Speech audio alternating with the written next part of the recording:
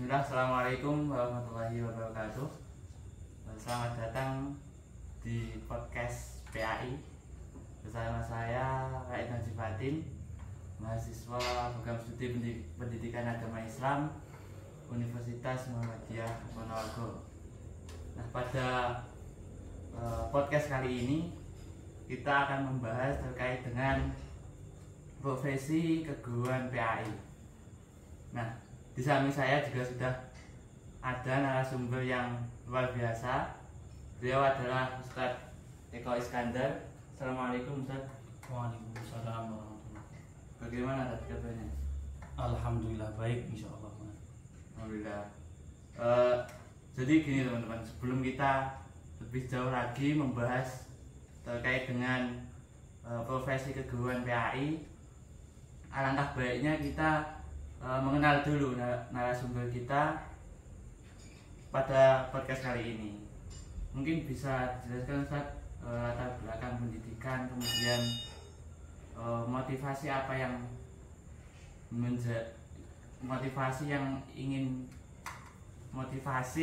astagfirullah, yang memotivasi Ustadz untuk menjadi seorang pengajar PAI gitu. Langsung saja, perkenalkan, nama saya Eko Iskandar. Alhamdulillah, kalau latar belakang kami memang bukan dari orang yang punya nama di segala tempat, masih awal, masih orang-orang yang sederhana.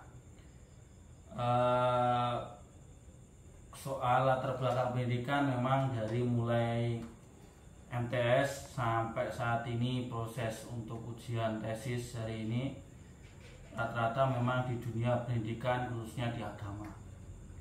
Lika-liku perjuangan itu pasti ada, dan saya anggap semuanya itu adalah momen yang perlu saya kenang agar suatu saat bisa jadi motivasi buat saya sendiri khususnya, dan untuk anak-anak ataupun teman-teman yang baru belajar. Saat ini saya sudah menempuh sampai ke pendidikan S2 di Unmuh tentunya, dari mulai S1, S2 di Unmuh, dan insya Allah bentar lagi juga wisuda di akhir tahun ini bareng dengan kawan-kawan S1. So, secara singkat seperti itu Mas. Yang jelas kami dari keluarga yang insya Allah punya komitmen ingin mengembangkan terkait dengan dakwah Islamiyah utama. Mungkin bisa dijelaskan Ustaz, ini yang memotivasi menjadi seorang pengajar PAI ini apa? Tadi kalau motivasi saya sendiri pribadi, karena saya pernah diajari oleh Ustaz saya itu kata-kata yang mungkin masuk di antara kita itu adalah sebaik-baiknya orang itu yang bermanfaat untuk orang lain. Dan ketika saya berpikir hal apa yang bisa saya kasih kepada orang lain agar bermanfaat, nah ternyata salah satunya yang paling utama itu adalah agama. Bahkan agama itu bisa mewujudkan apa yang diimpikan di dunia dan di akhirat tentunya. Paling inti motivasi saya adalah pengen berkah aja Mas, berkah dunia dan di akhirat. Siapa tahu di antara orang-orang yang pernah saya beri atau pernah menimba ilmu ke saya, ada salah satu mereka yang bisa menolong kami sekeluarga di akhirat. Mungkin ada tokoh atau pengalaman yang bikin diri jenengan itu terinspirasi di pengajar PAI gitu ya. Kalau tokoh secara nasional ataupun yang lain nggak ada. Saya berprinsip bahwa orang yang paling saya panuti adalah guru yang bertatap muka langsung dengan saya. Kalau tokoh besar itu jelas banyak, karena kita di negara kita punya ulama-ulama yang alhamdulillah bagus, termasuk Kiai Haji Ahmad Dahlan atau Kiai Haji Hasyim Asy'ari dan sebagainya. Tapi kalau tokoh yang saat ini ataupun guru yang saya hormati dan saya tiru sampai sekarang itu memang satu Ustadz Tafrihan beliau. Beliau bukan basicnya bukan pimpinan pondok. Saya juga menghormati seluruh pimpinan pondok yang pernah saya mondok di tempatnya masing-masing. Cuma satu guru yang sangat memotivasi saya itu adalah Ustadz Tafrihan. Beliau menyampaikan ke saya, dunia itu nggak ada harganya. Dunia itu gampang dicari ketika engkau bisa menggenggam atau bisa memiliki akhirat kamu. Insya Allah nanti dunia itu mengejar. Semakin kau mengejar akhirat, insya Allah semakin cepat juga dunia itu mengejar engkau, dan engkau akan bertemu gampang dengan dunia tersebut ketika engkau mendapatkan akhirat. Gitu aja. Nah, itu tadi teman-teman sedikit pengenalan dari Ustadz Eko Iskandar, bagaimana beliau awal berkecimpung di pengajar PAI dari mulai sekolah dasar sampai sekarang mau menuju tesis gitu. Iya, menuju tesis, terus kemudian motivasi beliau, kemudian juga tokoh-tokoh yang menginspirasi beliau, yang memotivasi beliau itu. Nah, langsung saja kita memasuki pembahasan yang lebih dalam lagi mengenai profesi keguruan PAI, atau mengenal lebih dekat profesi guru itu sebagai apa, khususnya di pendidikan agama Islam. Nah, mungkin gini Ustaz, mungkin bisa dijelaskan tugas dan juga tanggung jawab sebagai pengajar PAI itu sebenarnya apa? Iya, langsung Mas. Terkait dengan tugas itu artinya beban seorang guru itu banyak. Karena mau tidak mau ketika orang terjun menjadi guru itu adalah siap menjadi orang tua kedua setelah orang tua kandung dari anak tersebut. Maka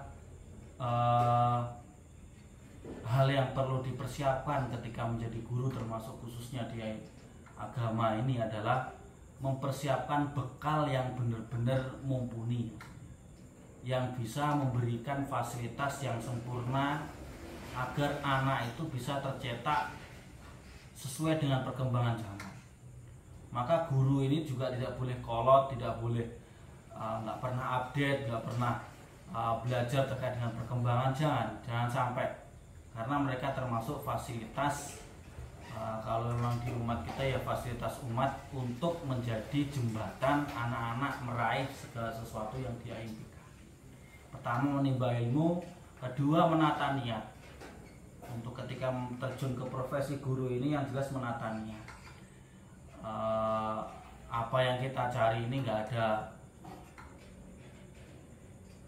ada yang lebih daripada ketika merasakan kenikmatan di akhirat. Itu saja.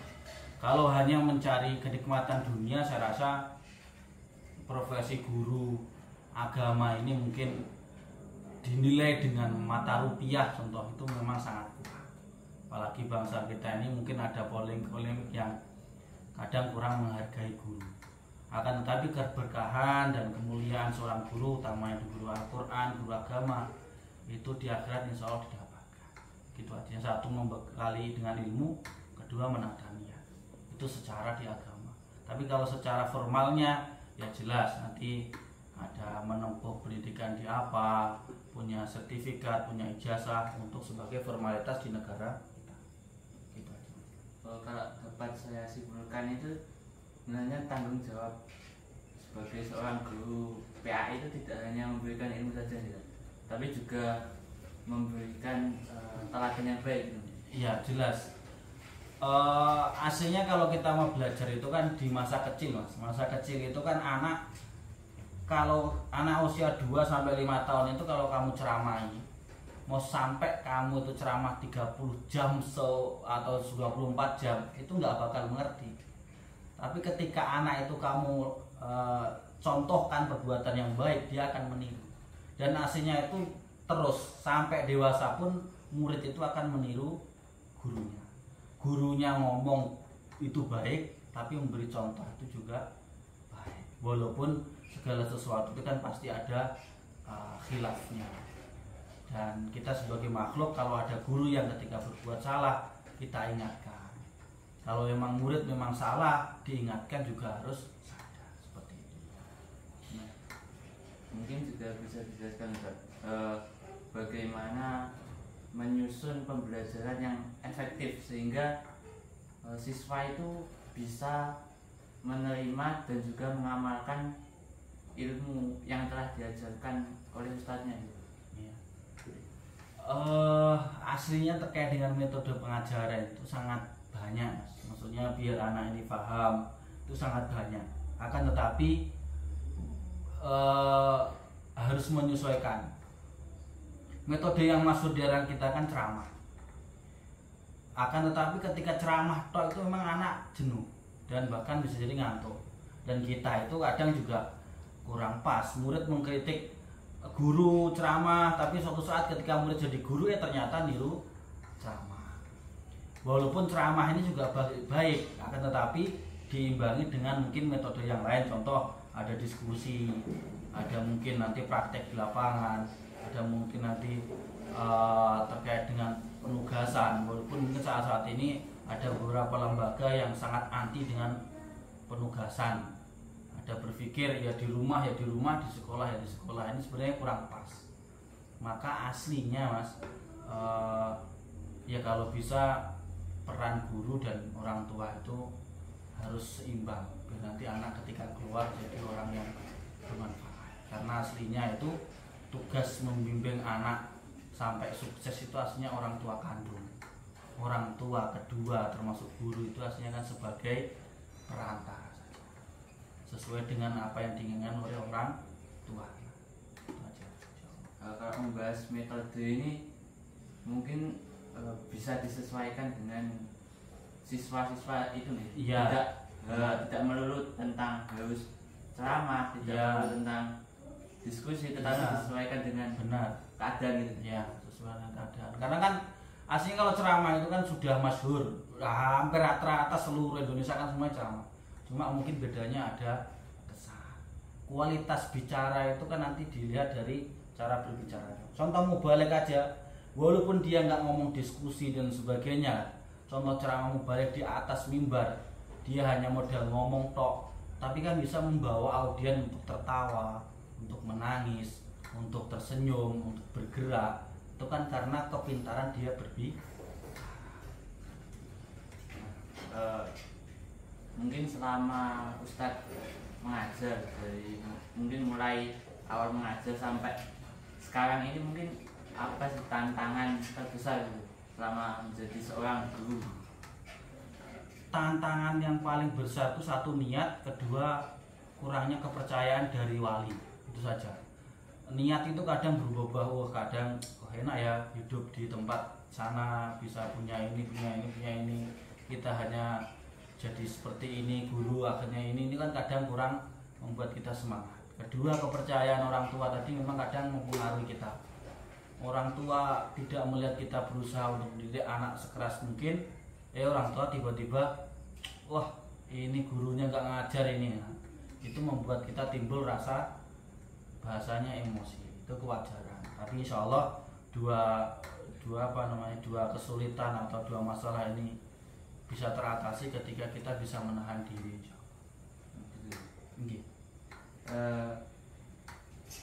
Kalau di zaman sekarang itu kan di zaman yang teknologinya itu maju gitu. Iya. Mungkin ketika dalam pembelajaran itu Ustadz itu menggunakan teknologi itu digunakan sebagai sarana pembelajaran atau enggak gitu? Kalau dalam pembelajaran aslinya gini Mas, ketika orang itu mengajar di sebuah lembaga itu kan tergantung lembaganya. Ketika lembaga itu punya SDM atau sumber daya manusia atau sumber daya keuangannya itu bagus, kan otomatis segala fasilitas itu kan juga tercukupi dan seorang guru juga pasti ikut. Tapi ketika lembaga itu kurang, ya sudah seadanya, kita gunakan seadanya. Contoh nggak ada proyektor sama sekali, sekolah itu hanya pakai papan tulis. Kalau zaman dulu pakai kapur, ya udah itu aja. karena memang kondisi lembaga tersebut. Akan tetapi kalau saya pribadi tetap menggunakan media. Nah, menggunakan media itu yang bisa saya pakai. Contoh mungkin HP, mungkin kalau laptop pakai laptop ataupun yang lainnya. Akan tetapi tidak setiap waktu karena mungkin tergantung fasilitas dari lembaga tersebut. Gitu aja insyaallah.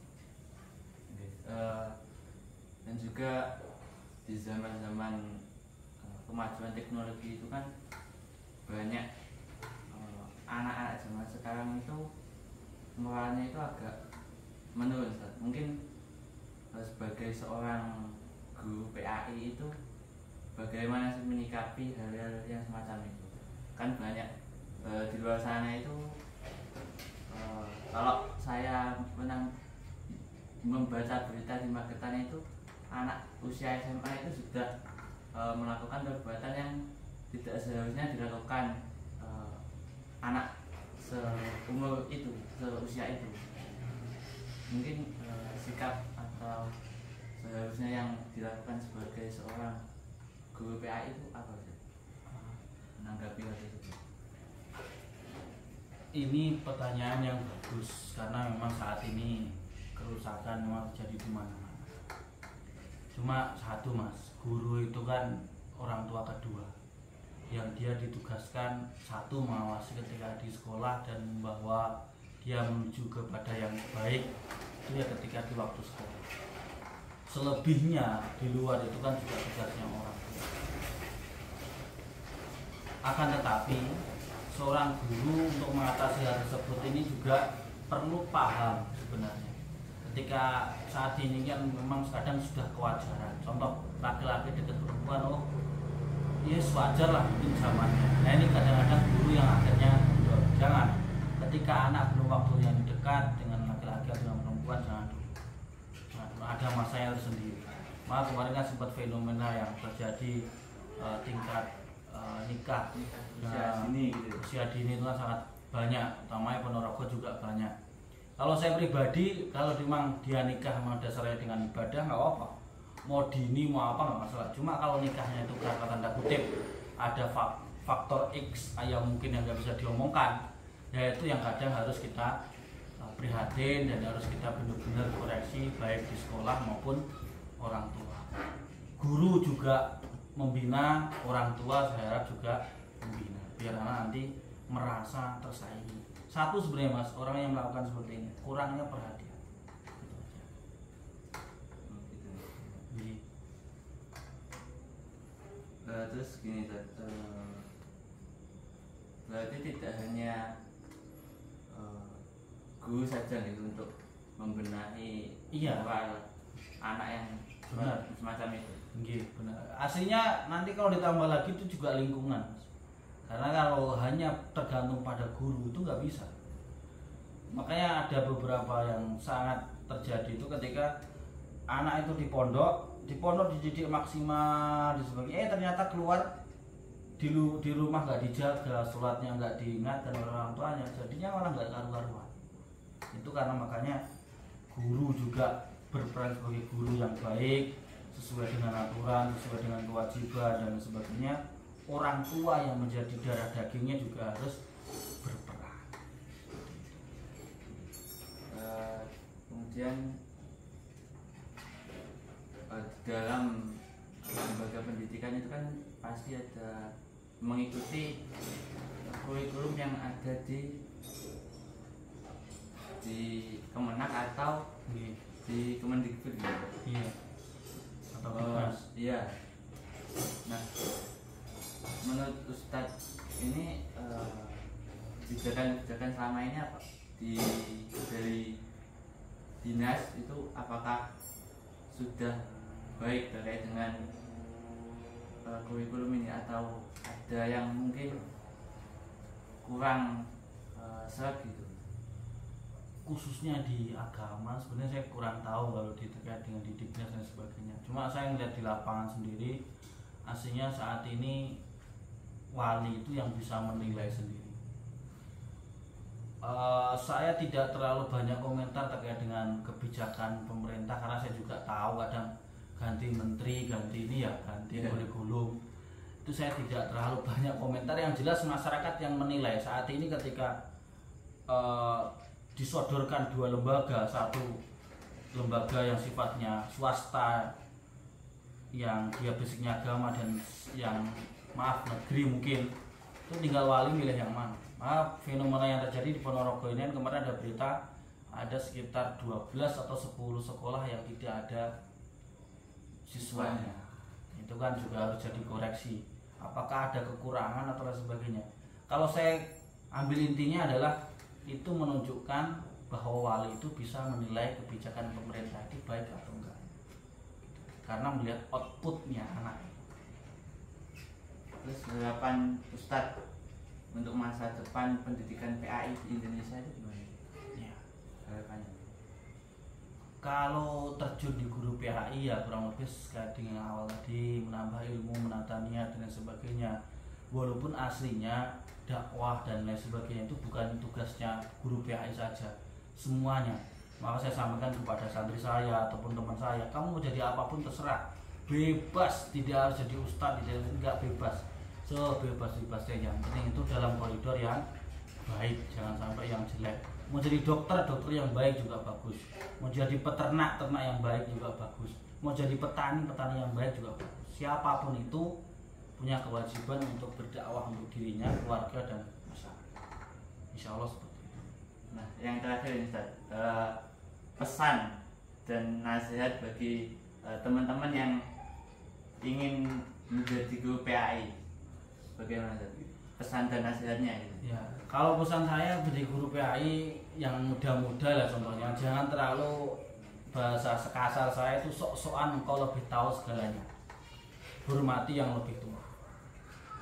Walaupun engkau tahu A, B, C sampai Z, sedangkan orang tua hanya tahu sampai C, tapi engkau merendah. Suatu saat ada masanya engkau jadi tua. Seperti itu. Itu satu. Kedua, ketika engkau memang terjun di guru PAI, jangan terlalu menggebu-gebu cari yang sifatnya rupiah. Karena kalau saya berprinsip dan guru saya juga berpesan saya, jadi guru PAI itu pengabdian, bukan pencarian uang. Uang itu ada tempat sendiri, contoh mungkin di tempat-tempat usaha. Terakhir, saat ini kan formal penting, maka jangan sampai meninggalkan yang terkait dengan pendidikan di S1 atau mungkin lain sebagainya, karena ijazah saat ini juga penting. Insya Allah itu. Itulah teman-teman pesan dan juga nasihat bagi teman-teman semuanya yang ingin menjadi guru PAI. Nah, kalau ingin mendengar lagi nanti bisa diulang lagi, di replay videonya biar nasihat itu bisa masuk ke dalam jiwa dan raga gitu teman-teman. Mungkin itu bincang singkat kita pada malam hari ini. Kurang dan lebihnya mohon maaf. Sekian dari saya. Apabila ada salahnya mohon dimaafkan. Akhirul kalam, nun wal kalami wa ma yasurun. Wassalamualaikum warahmatullahi wabarakatuh.